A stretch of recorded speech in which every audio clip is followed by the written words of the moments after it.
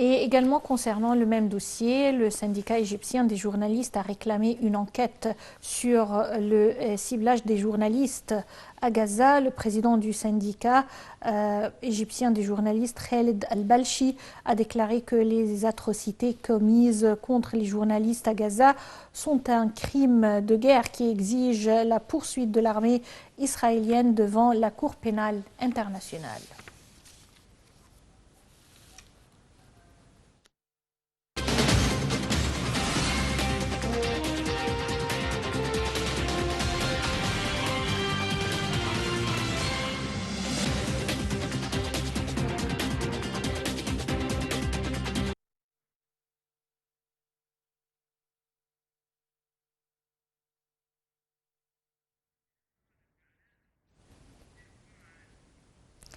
Et afin de mieux parler de la situation actuelle à Gaza, une vraiment situation inhumaine, nous avons contacté par téléphone M.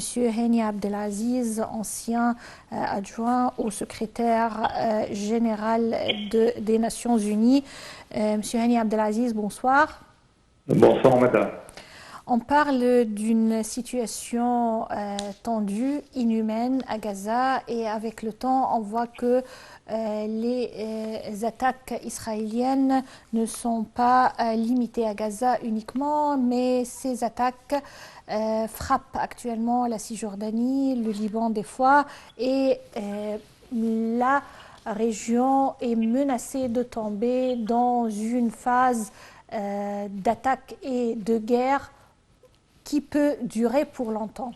Selon vous, comment peut-on vraiment désamorcer cette crise, trouver une solution et arrêter d'arriver à ce scénario qui va vraiment rendre la région vraiment sous les menaces pendant longtemps? Je vous remercie pour votre question, mais je répondrai d'une autre façon. Tant qu'Israël a le soutien total des États-Unis, de la France, de l'Allemagne, de la Grande-Bretagne, même de l'Autriche et peut-être d'autres pays moins importants, ne cessera jamais ces actes d'agression et ces tentatives d'expansion de son autorité, de son hémogénie sur la région du Moyen-Orient dans son ensemble.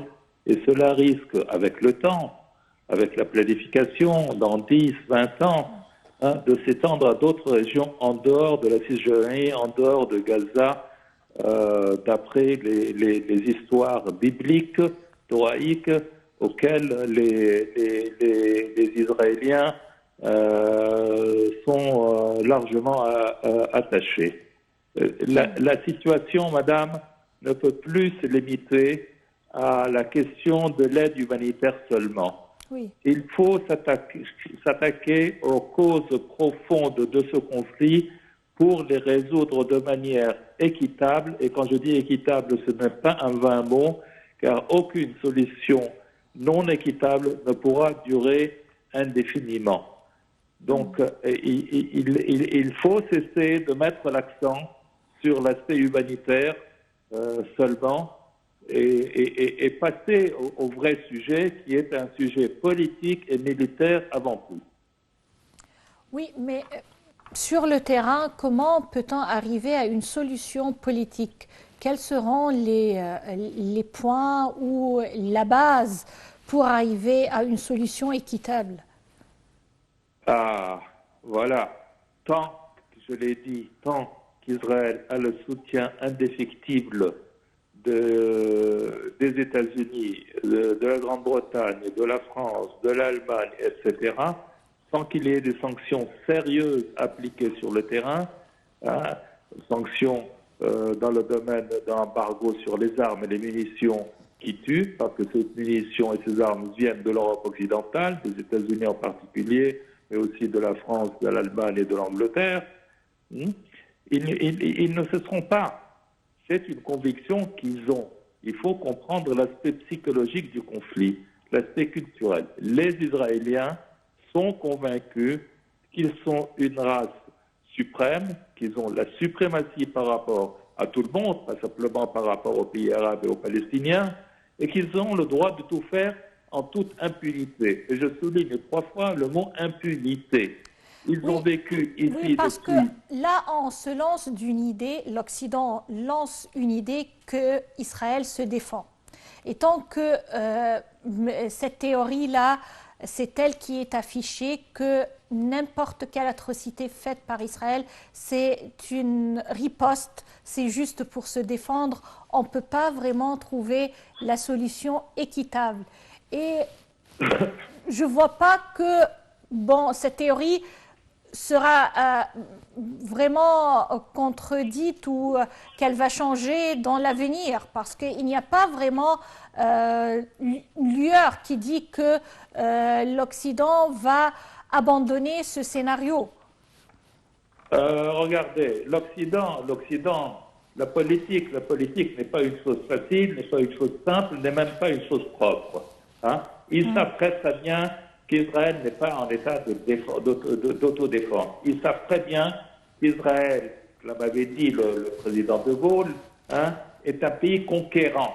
Il a utilisé le mot conquérant dans un discours en direct et en public. Donc, la situation est claire. Ils le savent très très bien. C'est une affaire d'intérêt économique, d'intérêt stratégique de l'Occident d'avoir un Israël puissant dans la région qui puisse contrôler. Qu'est-ce qu'on peut faire? Mais bien sûr, madame, les États arabes et les États islamiques peuvent faire quelque chose. Il a bien fallu que ce soit l'Afrique du Sud, qui n'est pas ni un pays arabe ni un pays africain, aille à la Cour internationale de justice pour faire présenter le cas de génocide des autorités israéliennes. Il n'y a pas eu un pays arabe, il n'y a pas eu un pays islamique qui a levé le petit doigt en appui même à cette démarche. Oui. Il n'y a pas un pays arabe qui a utilisé les moyens qu'il a, que ce soit le pétrole, etc. Je dirais même qu'il y a de connivence dans les intérêts économiques. Tout le monde le sait bien qu'il y a un projet de pipeline de pétrole des Émirats arabes vers la Méditerranée en passant par la bande de Gaza. Tout le monde sait très bien que dans les eaux territoriales exclusives de Gaza, il y a du pétrole sous mer, dans les profondeurs.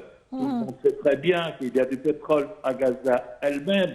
Alors, je me demande bien dans quel état nous sommes, hein, et si nous voulons avoir la volonté politique de faire la pression qu'il faut sur les États de l'Occident, Oui. il y a des moyens diplomatiques, il y a des moyens économiques, etc. Il n'y a pas un pays, le seul pays qui a voté dans ce Parlement l'expulsion de l'ambassadeur d'Israël est l'Afrique du Sud. Oui. Madame. Oui, c'est vrai, et que actuellement les acteurs sur le terrain ne jouent pas le rôle intègre et neutre qu'ils devaient jouer. Et malheureusement également le choix du temps pour ces attaques est un choix très critique, puisque nous sommes à quelques mois des élections américaines, présidentielles américaines. C'est pourquoi on voit que le président américain actuel, il essaye de défendre Israël à fond. Mais ce n'est pas parce qu'il est convaincu, mais parce que c'est un moyen de publicité pour sa campagne électorale, pour attirer les voix des lobbies juifs et des hommes d'affaires et des médias influents aux États-Unis. Tout ça vraiment contribue à aggraver la situation et à ne pas trouver une solution équitable actuellement. Je ne vous contredirai pas, madame, mais je veux vous dire quelque chose de si simple. L'État d'Israël a été conçu pour la première fois en 1897. 1897, par la réunion de Bâle en Suisse. Mais bien avant cela, les pressions qui étaient faites sur Theodor Herzl venaient pas des Juifs britanniques, mais venait de l'Église évangéliste britannique, à laquelle anglo-saxonne plutôt, à laquelle appartient le président Biden, M. Blinken, son ministre des Affaires étrangères, etc. Donc l'appui essentiel aux États-Unis, au président Biden et à un autre président, n'importe lequel, ça sera la même chose avec Trump, ça sera la même chose avec n'importe qui, ne vient pas simplement du lobby juif.